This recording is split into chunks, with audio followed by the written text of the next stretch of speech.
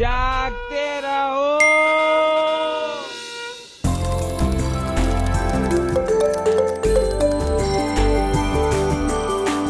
Hello madam, मैं courier company से बोल रहा हूँ। आपके नाम से एक पार्सल है।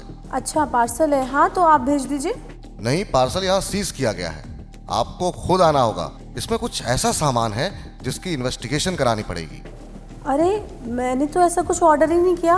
आप क्या बात कर रहे हो? मैडम, आकर कलेक्ट कीजिए। कब आएंगी बताइए। नहीं आएंगी तो फिर इस कॉल को नारकोटिक्स डिवीजन को हम फॉरवर्ड कर रहे हैं।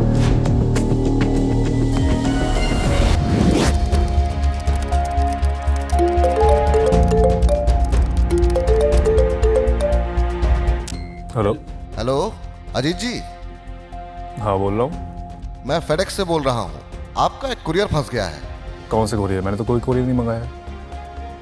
अजीत निगम, मलाड में आप रहते हैं? हाँ। फिर ये तो आपका ही है सर।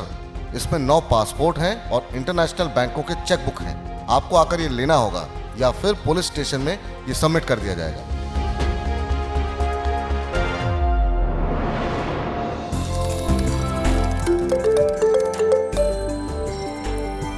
हेलो। बैंकिंग ओम्बुड्समैन से आपके नाम का एक पैकेज आया है जिसमें पैन कार्ड, बैंक डॉक्यूमेंट है। बैंकिंग ओम्बुड्समैन से?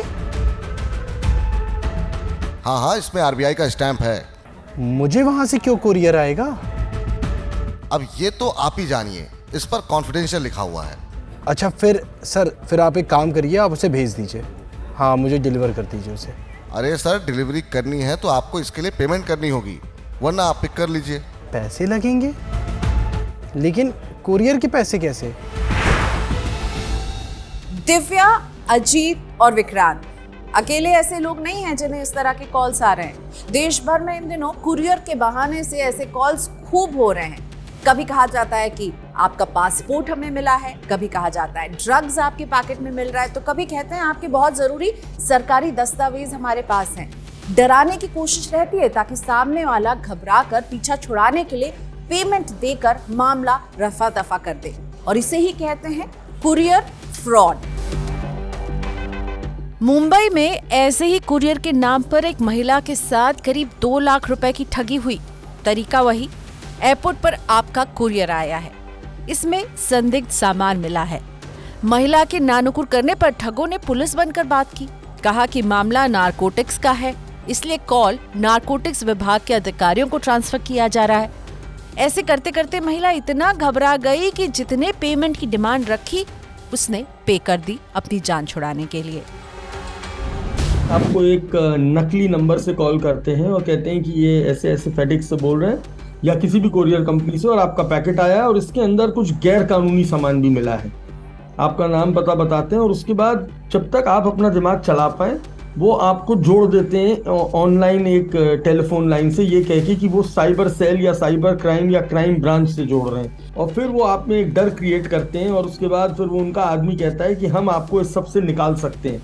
कभी कभी तो वो आपका स्टेटमेंट तक लेते हैं, आपसे कहते हैं कि आप सभी दीवार के पीछे खड़े हो जाएं, अपना नाम बताएं, अपनी निजी जानकारी बताएं, आधार नंबर दें, ये सब दें, और उसके बाद वो आपसे पैसा ठगने की कोशिश करते हैं। इस तरह की ठगी में वीडियो कॉल का भी इस्तेमाल हो रहा है। रिटेल ब्रोकरेज फर्म ज़ीरोधा के को-फाउंडर नितिन कामत ने ऐसे मामले का जिक्र अपने ट्वीट में किया। उन्होंने बताया कि उनके कुलीग को पहले कुरियर के बारे में कॉल पहुंचता है, फिर पुलिसकर्मी होने का दावा करने वाले ने वीडियो कॉल किया और फर्जी ऑफिशियल लेटर दिखाया। इन लोगों के पास आधार नंबर तक की जानकारी थी। इस तरह का कॉल किसी को भी आ सकता है, इससे बचना तो मुश्किल है। इसीलिए समझिए कि इसका सामना कैसे करें। आपको ये हमेशा ज्ञात रहना चाहिए कि अगर आपने कोई अपराध किया है या आपके खिलाफ कोई आपराधिक घटना है तो आप पे एक बाकायदा सरकारी या तो नोटिस आएगा या आपके पास एक ऑफिसर आएगा जो आपको पूछताछ के लिए बुला सकता है। पुलिस कभी भी ऐसे अनजान नंबरों से फोन पे आपको कोई ऐसी धमकी देके नहीं डराती है और फोन पे नहीं कहती है कि हम इस मामले को रफा दफा करते हैं। तो ये टोटली पूरा का पूरा फ्रेम्ड है, आपको समझ में आ जाना चाहिए ये फ्रॉड है। किसी को भी ऐसे अपनी फोन की जानकारी देना, जब आपको पता है कि आपका ऐसा कोई कुरियर नहीं आ रहा है तो वो कैसे कह सकता है? सिर्फ कि उसने आपको कॉल किया और आपका नाम जानता है और आपका एड्रेस जानता है, इसका मतलब ये नहीं है कि आपके खिलाफ कोई ऐसी गलत कार्रवाई हो रही है। इस तरह का कॉल किसी को भी आ सकता है, आप इससे बच नहीं सकते, लेकिन ये समझिए कि इसका सामना कैसे करें।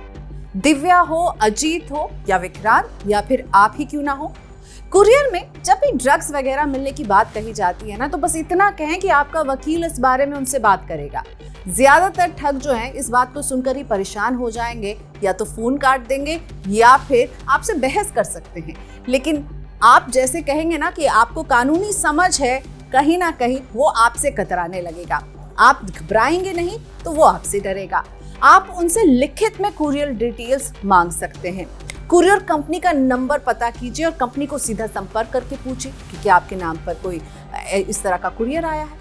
कभी भी आधार, बैंक अकाउंट जैसे पर्सनल डिटेल्स इनसे शेयर ना करें। और सबसे ज़रूरी बात यह है कि इस तरह के मामलों की शिकायत साइबर क्राइम के कंप्लेन नंबर 1930 पर जरूर करें, या फिर cybercrime.gov.in पर ऑनलाइन कंप्लेन फाइल करें। इसके साथ आप नजदीकी पुलिस थाने में भी जाकर शिकायत कर सकते हैं। तो क्या ख्याल रखना है कि डरना बिल्कुल नहीं है, और जागते रहिए ताकि आप अपने आप को सुरक्षित रख सकें।